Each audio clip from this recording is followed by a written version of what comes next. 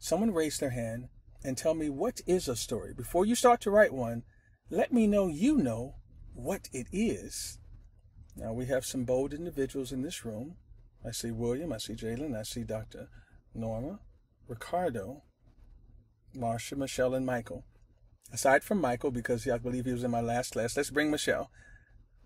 Michelle, unmute your mic and tell us, Michelle Sherman. Very nice to have you. Good day. How are you? I'm wonderfully well. Thank you for coming onto the stage. Dennis. Tell me what a story is. Well, for me, a story is telling about a life experience, and then what I knew before, and then what I learned as a result of that experience. How I've improved, changed, or made the world a better place.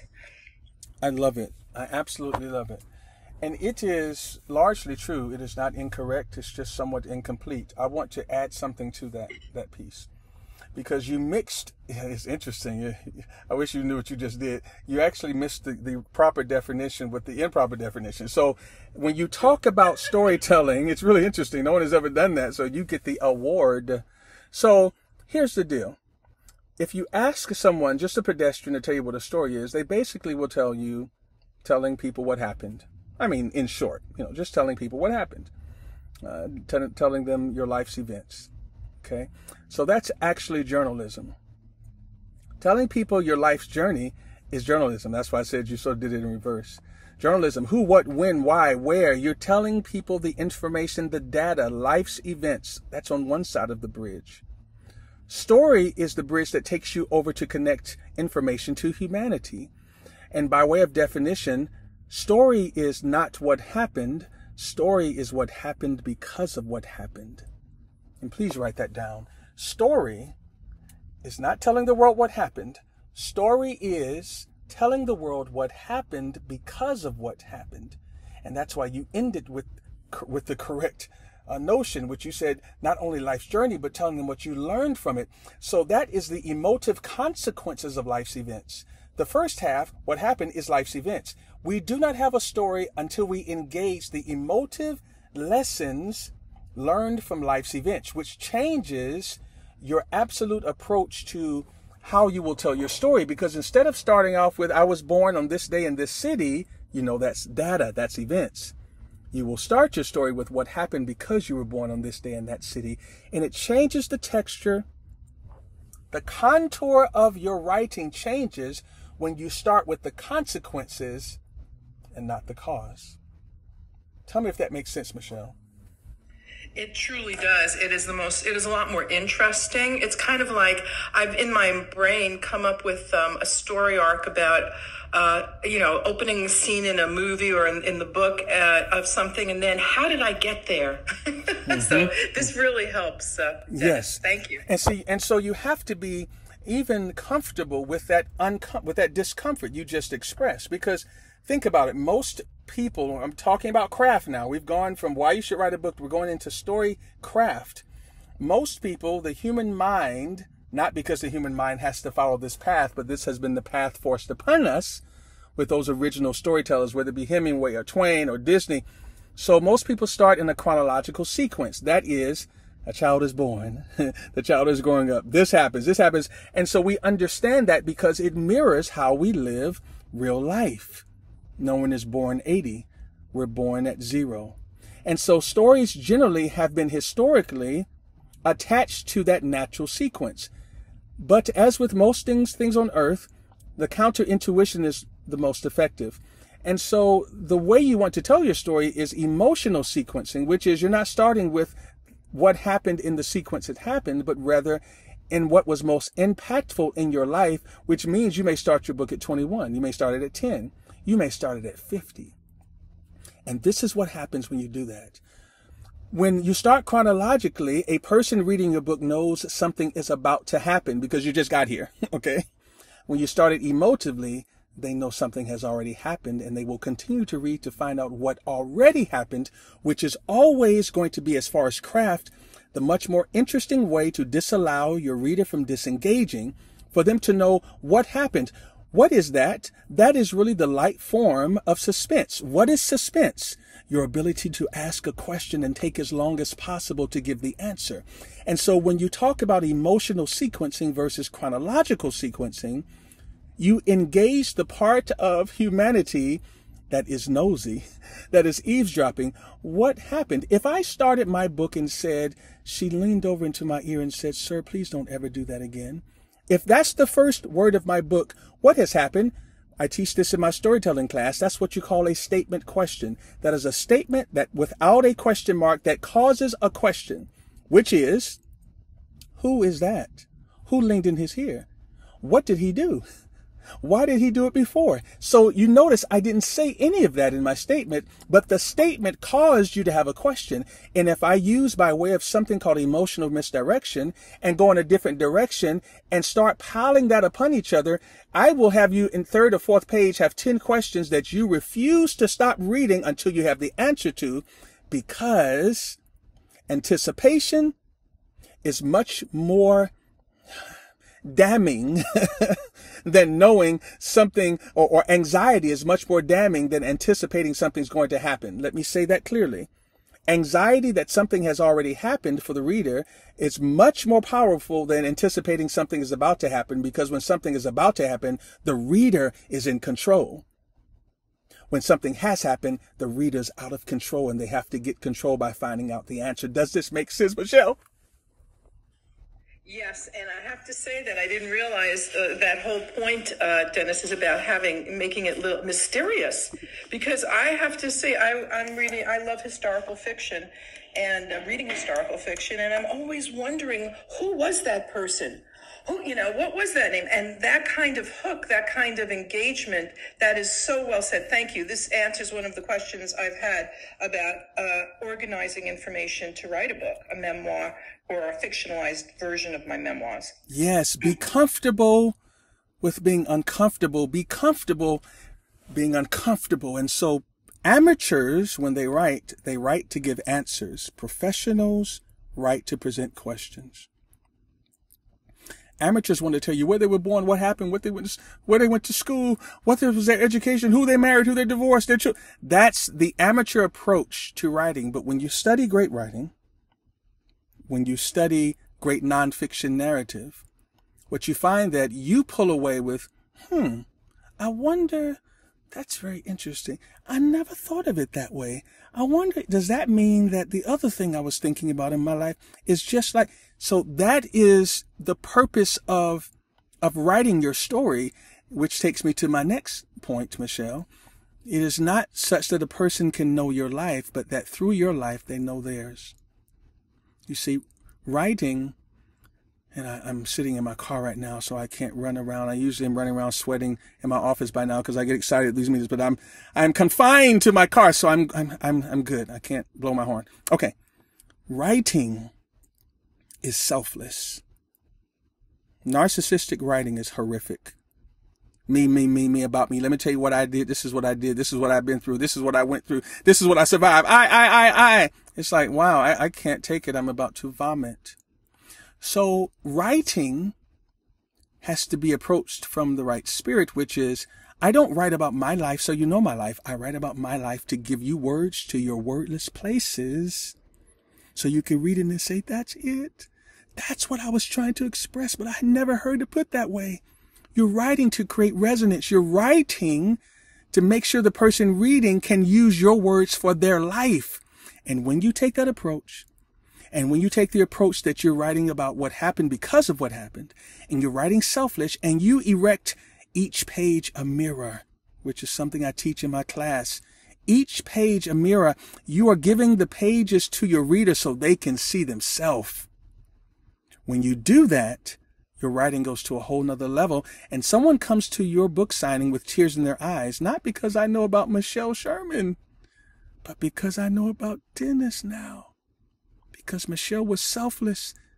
She didn't hide on each page. She talked about her honesty, her honest experiences. She put things on page that she promised herself she would take to the grave. She was vulnerable. She was scared to write it, but she wrote it anyway. And in that pathway towards honesty from your heart to mine, I find myself, and I actually forget about your story, and I think about it's time to tell mine. Wonderful. What a gift. That is why we write books. That's why. And do you know this has implication? And if anyone else wants to get on stage, please raise your hand, because, it sounds like me, Michelle, we might just go. Right? Raise your hand. I'll bring you up. And when you talk about promoting not just your personal brand, your personal story or memoir, do you know these elements, these principles, these mechanics, they apply to copy for your marketing. They apply to you're promoting your business online. Anything that takes words, which means everything, to be accomplished, words are the currency of productivity. And those who have a master of words, master of communication, master of storytelling, Steve Jobs said it. I didn't say it. Steve Jobs said before he died, the most powerful person on earth is the storyteller. And what did he give us? Remember, I just said each page a mirror. Do you know what Steve Jobs did? Why they are so successful at Apple? It is because, number one, they have no customers and no clients. Apple has no customers and no clients. They only have fans. Apple can sell a phone tomorrow for $5,000, and by noon, 1 million will be sold, because fans are apathetic to price for the thing or the person for whom they have adoration. He understood storytelling. He just materialized it in a phone and gave you a what? A mirror. You thought the iPhone was a phone? It is a mirror it is a mirror that can make calls. He understood storytelling and the craft therein that I just spoke about, how it is selfless. And if you're going to be successful in this age, you write about your story so others can know about their own. Let me bring Sherry to the stage.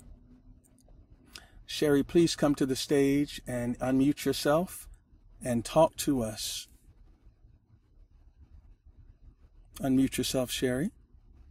I was working on it. Sorry. Okay. Hello. Good afternoon. Good evening. Hello. Thank you for having me up. Yes. Can you hear me? Yes, I can. Good to have you. Thank you. I love this conversation. As a speaker myself, I find it interesting to hear perspectives on the importance of storytelling. And I just wanted to mention to you that I love the cadence of how you speak. It reminds me very much of what we call the griot. So I wanted to know your perspective on, or if you talk much about the role of the African villages and the role of the griot in that environment, and how we can take that, the importance of storytelling, to this generation. So I've got a 34-year-old daughter and a 16-year-old son, and they learn very differently. My son doesn't, he loves to read, but they don't have books in school anymore. They've got a Chromebook. So let's talk a little bit about the role of family, that griot, that person in the family that can tell the history of the family in a way that encourages the next generation to be the next griot or the next storyteller. Can you talk about that at all? Yes. Thank you so much, Sherry. And I appreciate your kind words.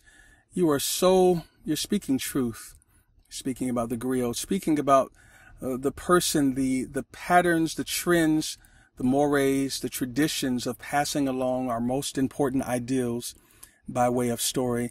In fact, all that we know now, when we were born and someone poured concrete over our moral constitution, they told us everything that was important by way of story.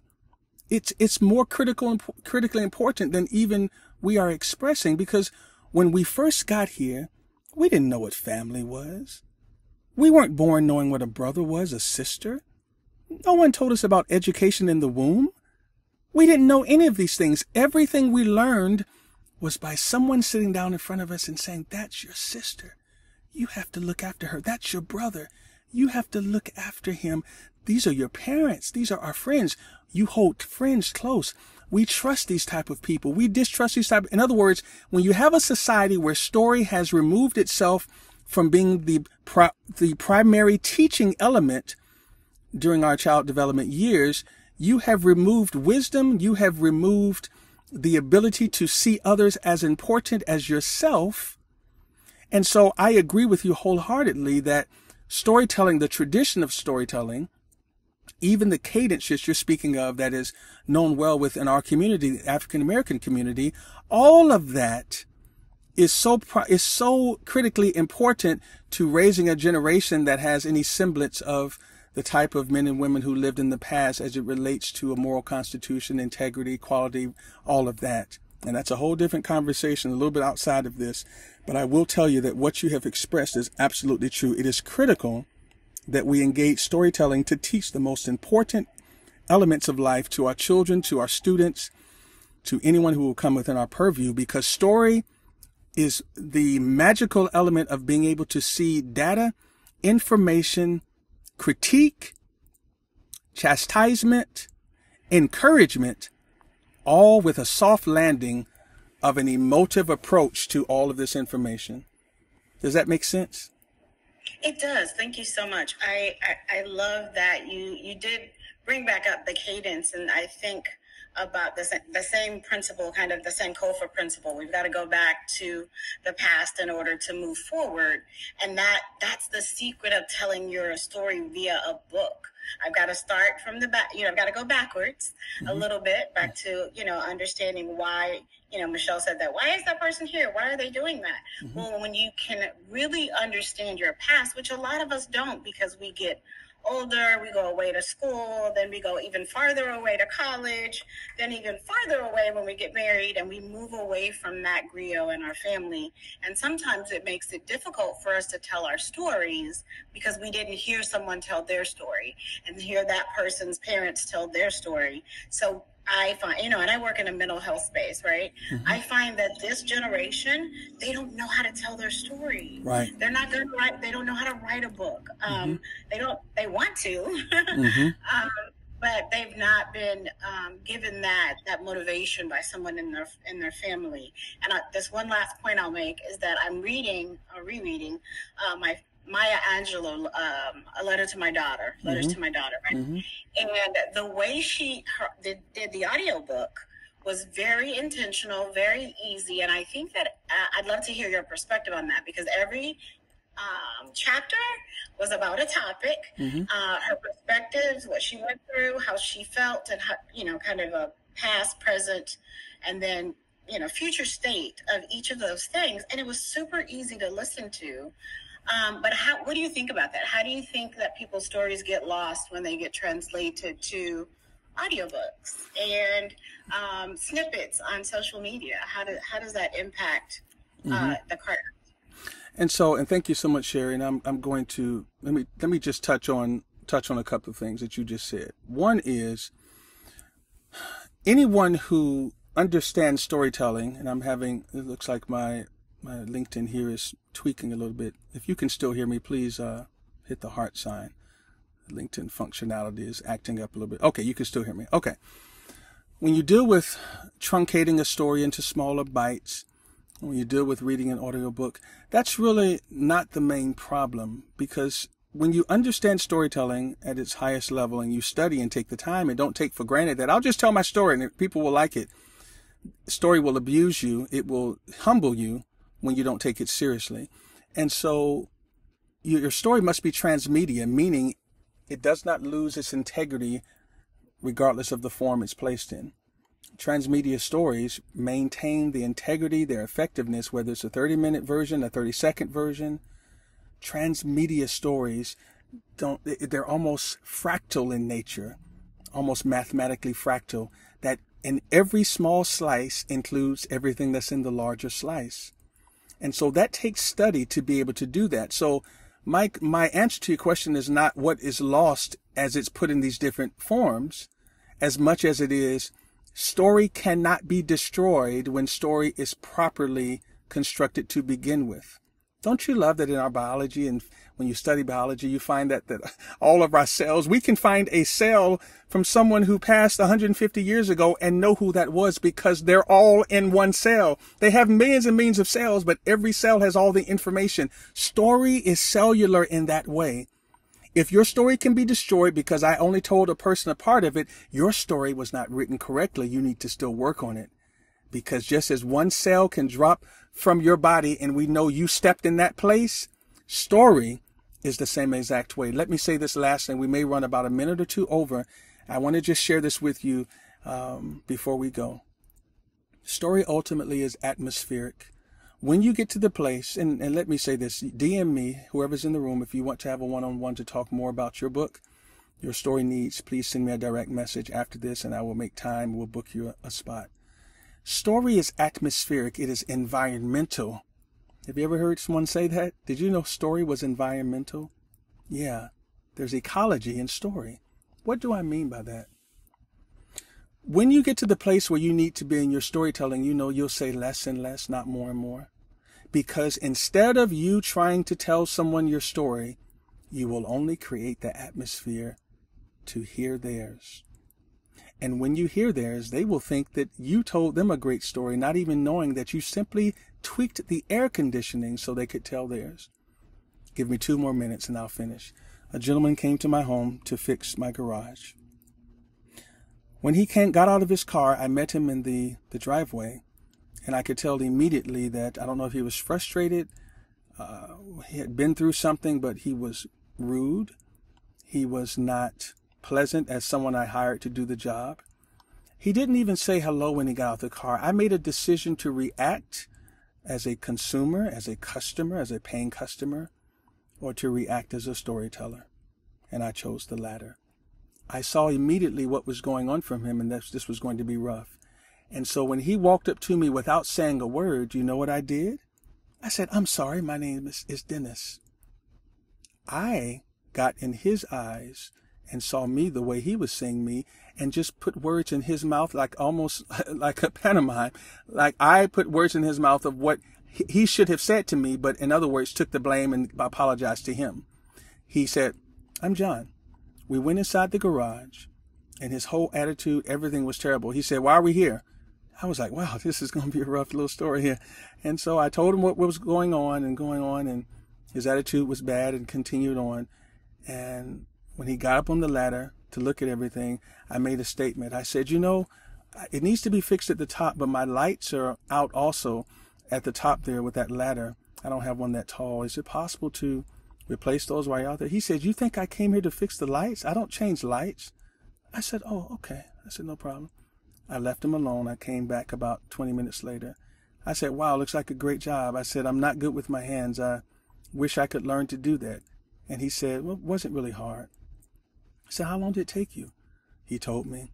I said, "Were you good with this and with your hands in school?" And I kind of flunked my mechanics class in college. He said, "Oh, no. He said, I was pretty good. I learned from my dad." And he started to open up his story. Now follow me. Now this takes a lot of courage because I wanted to respond as an upset consumer and call his boss and have him fired. But I said, no, I'm going to get into his story. He told me about his family. He grew up. A few minutes later, he was talking, had a smile on his face. And I said, wow, I really appreciate it. I really admire persons like yourself able to do this work because I'm just not good with my hands. And he was like, no problem. I appreciate it. I left and came back about 30 minutes later. He was finishing his job. And this is what he said to me. He said, "Hey, Mr. Ross." I said, "Yeah." He said, "Go get those lights."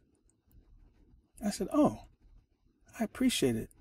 I went and got the lights. He climbed back on the ladder and did the thing he swore he was not there to do and would not do because it was beneath him connotatively. He put my lights in.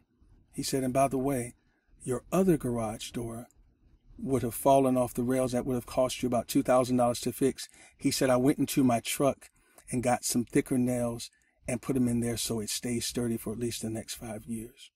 He did something he didn't have to do. I said, "Thank you, John." And then he said this as he was getting to my car. He said, "Take my number." He said, "Anything goes wrong, anything you need, just give me a call. I'll help you out." And the story was complete and he left. He came there with an attitude that could have got him fired.